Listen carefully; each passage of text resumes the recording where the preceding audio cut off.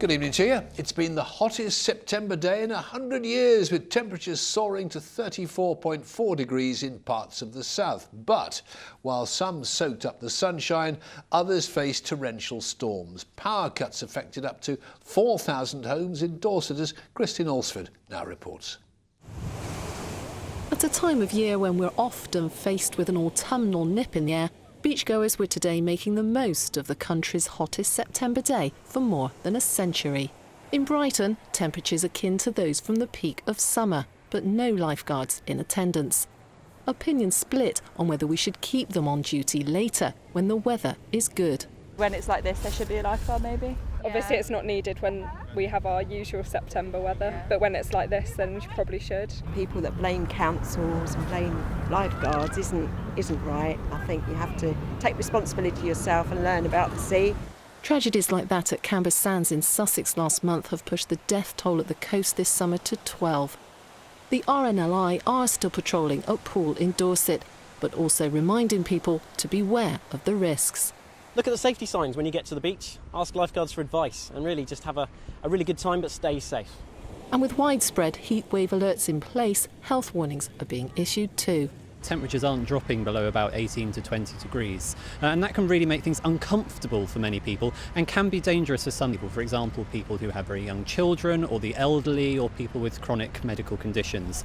At this paddling pool at Hedge End in Hampshire, families were making the most of the sunshine. Oh, it's lovely. It's so nice to have it just right at the end of the summer holidays. It's nice and cool down here because you've got the breeze from the pool, so we're just enjoying a nice day out. Could be an Indian summer. It seems to be getting later and later every year, doesn't it? Next year, probably this hot on Christmas. The last time temperatures went above 30 degrees in this country in September was 10 years ago. It's hotter here today than it is in Madrid or LA.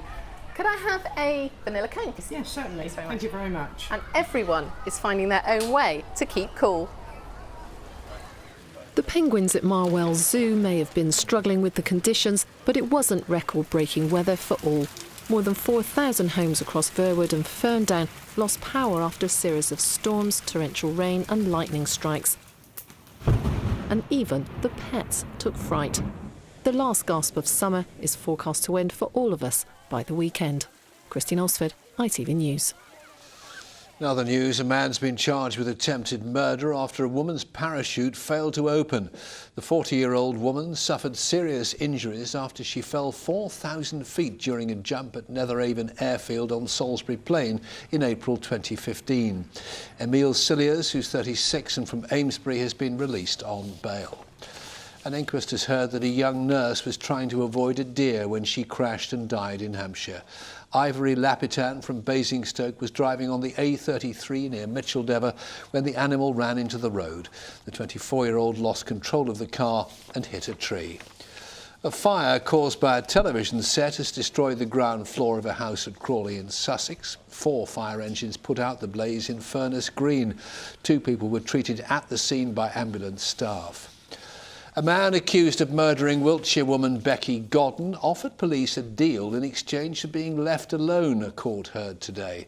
The jury in the case of Christopher Halliwell was shown an interview in which he told officers he could clear up the case.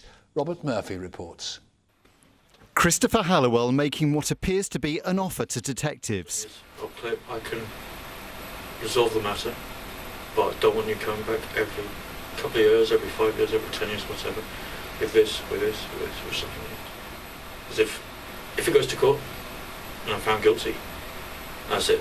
They lock me up and throw me away the key. I'm under no illusion, I'm not stupid. Mr. Halliwell was already serving a life sentence for the murder of Sian O'Callaghan in 2011. But the jury heard that last year police interviewed him under caution about the death of Becky Godden, the 20-year-old who disappeared from the streets of Swindon in 2003. Asked if he murdered Becky, he mentions clearing up the matter in return for being left alone. I don't want to keep coming back every couple of years with a different charge all the time.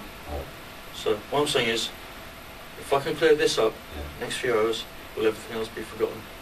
Because at the end of the day, I'm going to get a sentence to it. I'm just going to look good.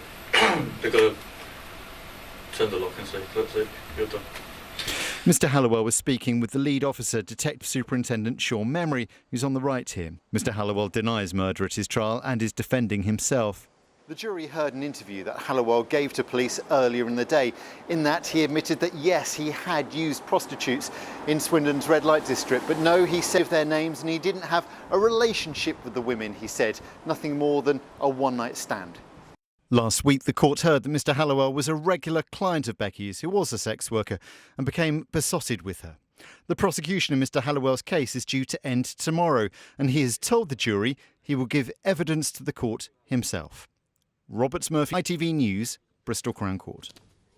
Engineers working on Brighton's I-360 say they're confident they have rectified the attraction's technical problems. Hundreds of passengers were trapped for hours when it broke down on Thursday and twice on Sunday. An announcement on reopening will be made in the morning. Campaigners supporting a third runway at Heathrow have been to Westminster to try and persuade the government to back the controversial plans. The decision on whether to award a new runway to Heathrow or Gatwick will be made in the next few weeks. The scheme would be the biggest development in the region for a generation. The Isle of Wight could be split in half. Christchurch and the Meon Valley could both lose their MPs, and Caroline Lucas's seat in Brighton could be in doubt. Plans have been announced to redraw the electoral map. The changes are due to be in place by the next election. Phil Hornby has more. The Boundary Commission have to reduce the total number of constituencies and make sure they all have roughly the same number of voters, around 75,000, which gives them a big problem in somewhere like Brighton and Hove, which has too many voters for 2 seats, but too few for 3. So big changes here, with part of Brighton joined up with Newhaven for a new seat called Brighton East and Newhaven. That has a knock-on effect in the Lewis constituency, which loses Newhaven but gains Uckfield. And so the changes go on. Big changes in constituencies like Winchester, Aldershot and North West Hampshire. New constituency names like Test Valley, all to get parliamentary seats of roughly the same size, everywhere apart from the Isle of Wight. Last time round they wanted to lump part of the island in with the mainland, and there was the most almighty row. This time the Isle of Wight is, by law, treated differently from the rest of England. At the moment it has 1 MP and it's the largest constituency in the country. Under today's plans, it'll have 2 seats, which will be the smallest in England. That is a very specific exception to the normal rules around the numbers, which is set out in the legislation itself. So we have absolutely no discretion. It says very specifically in the legislation there must be 2 seats for the Isle of Wight. That's it. That's what we have to work with. It's all change in Dorset too. Bournemouth's seats will change, and that means Christchurch will disappear as a constituency.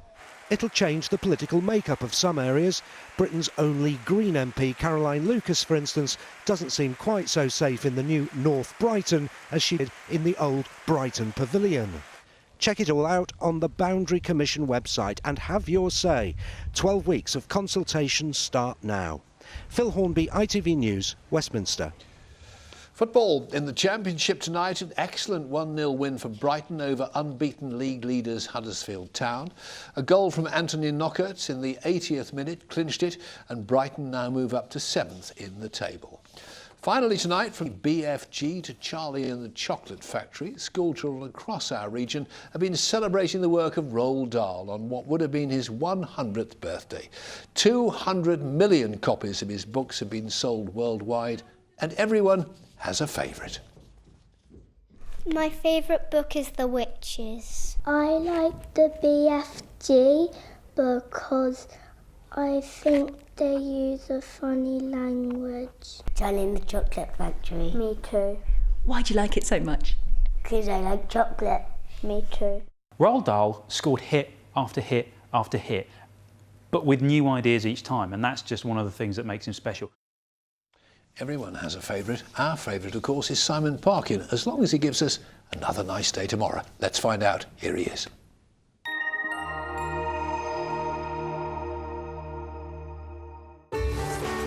From Sleat to the slopes, driving through Europe.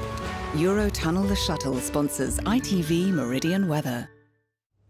Good evening, and you won't be surprised to hear that after a very warm day, it's a very, very warm night. Temperatures up in the 20s in some places, mild, muggy, tricky for sleeping, some patchy mist and fog here and there, but that'll burn away fairly quickly tomorrow, and we are in for another glorious day. Yes, there'll be some bits and pieces of fair weather cloud here and there, plenty of blue sky though, and the temperatures will once again shoot up down towards the south coast around the Isle of Wight, a little bit fresher thanks to the sea breezes, but further inland we're looking at highs around 27, 28, which again is 82 in Fahrenheit.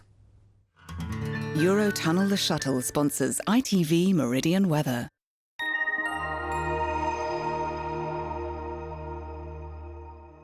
And that's the way we look this evening. We are back during Good Morning Britain from 6 o'clock tomorrow morning, but from the late team for now, it's good night. Sleep well. Join us again soon if you can. Bye-bye.